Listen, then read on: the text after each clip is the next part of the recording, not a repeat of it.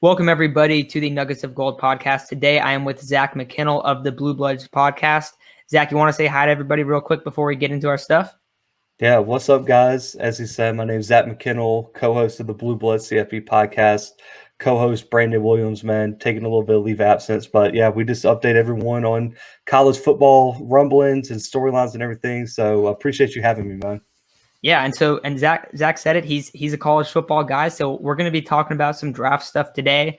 We're going to segment this episode out. So if you're listening on YouTube, there's going to be 3 different videos posted in the next 3 days. So make sure to subscribe, do all that stuff to make sure you get the content out fresh. But we're going to start off by talking about Jaycee Horn. Then we're going to talk about the 49ers options at pick number 43 in the second round. And then we're going to finish off with some of Zach's sleeper guys to talk about. But let's get into a potential trade-up scenario for the 49ers. And I really want to see what you think about this. But Jaycee Horn, what do you think about the 49ers trading up from 43, maybe adding some extra draft capital and moving up from 43 back into the back end of the first round and selecting a guy like Jaycee Horn? Man, the fit would be amazing, to be honest, to have him, Richard Sherman, Ward, all those dogs in the back end of the defense would be amazing. But for me, I mean, Jaycee Horn's my number 2 corner. And I mean, a lot of the mocks recently have had him going in the top 10, definitely in the top 15. I'd be shocked, if it slid past a team like the Patriots, honestly. If they stay at 15, Stephon Gilmore is not getting any younger. And you know that Belichick loves SEC talent, but I mean, you look at Horn, what do you want to say? I mean, he ran, a 4.39, had an 11-inch broad jump, a 41.5-inch vert. And I mean, my pro comp for him is Marshawn Lattimore. So as a 49ers fan, I'm sure you wouldn't mind having Marshawn Lattimore back in that secondary. Yeah, and you mentioned Richard Sherman, and he's technically a free agent right now. I don't expect him to be brought back and it could happen. It could definitely happen. But I don't know. It feels like he probably isn't going to be back. Now, he basically came out and said, I'm probably not going to come back. And then there were some comments made that made some people think that he might. So that's kind of up in the air. I don't know if he's going to be back right now. Cornerback room, Emmanuel Mosley, Jason Verrett, and of course, K'Wan Williams is their slot corner. Now, what I would expect to happen if they did trade up and get a guy like Horn is that he probably wouldn't start right away, but he's definitely a more talented player than Emmanuel Mosley, and I think he would eventually overcome him and be that cornerback too.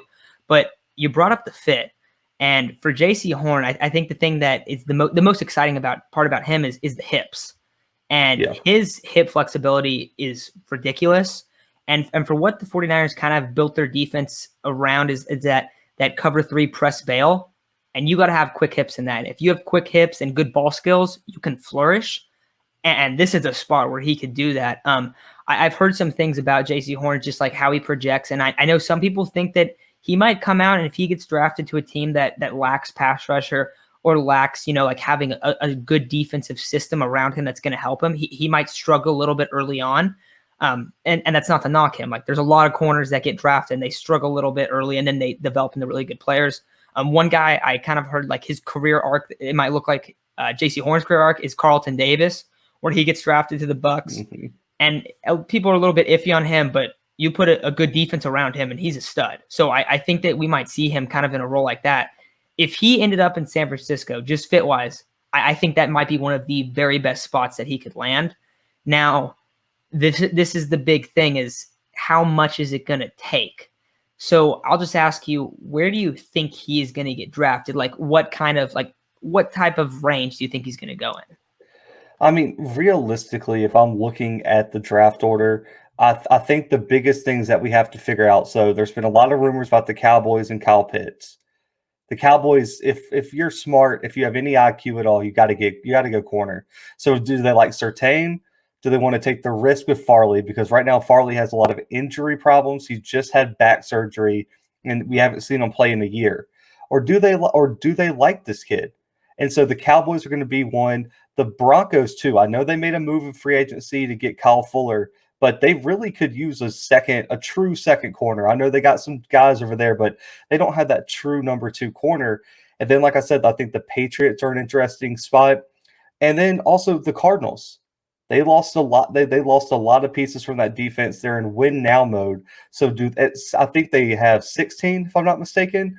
If they're sitting at 16, could they grab him? I think there's no way Jaycee Horn falls outside the top 16, in my opinion. So I think if you're going to trade, your best target is what if Bill Belichick doesn't make a move? His guy's not there. Would Bill Belichick be willing to trade back for something or another? And I think that kind of depends on Jimmy G. I know there's a whole lot of rumors about what do you guys do at 3? What do you do at Jimmy G? Could you offer Jimmy G and some picks to trade up to 15? I think that's where you're going to have to target to have a realistic shot at Jaycee Horn. Yeah, and one thing I noticed about him is a lot of people didn't think that his combine was going to be like that great, and so I heard a lot of people kind of talking, and I guess not combine because there's no combine this year, but pro day and like his workout numbers, they didn't think they would be that good. Which, in my opinion, if you don't have good workout numbers, and that's the reason a guy's falling, but he's a stud football player, I think you catch those guys that fall.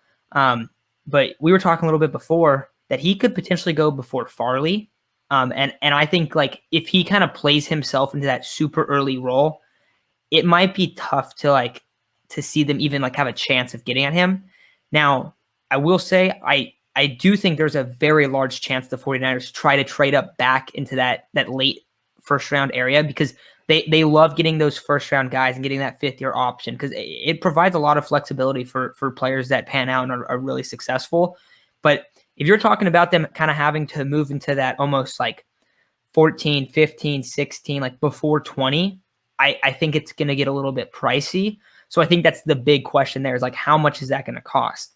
Now, if you can trade to 15 and maybe move 43 and Jimmy to get 15 and that's their pick, I think that's an interesting move. And so I guess that would be kind of, I don't know, for you, like just looking at it from an outside perspective, do you think that it would kind of have to consist of something like that where they move on from Jimmy, which they've definitely been shopping him, but I don't know if it's going to happen anymore. There's a lot of stuff up in the air, but for this hypothetical, do you think that's kind of the offer that would have to be made?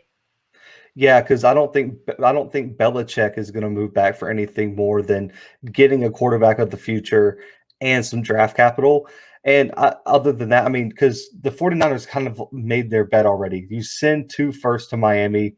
I believe you also send a 3rd rounder, if I'm not mistaken, to Miami. So you're going to get your quarterback at 3.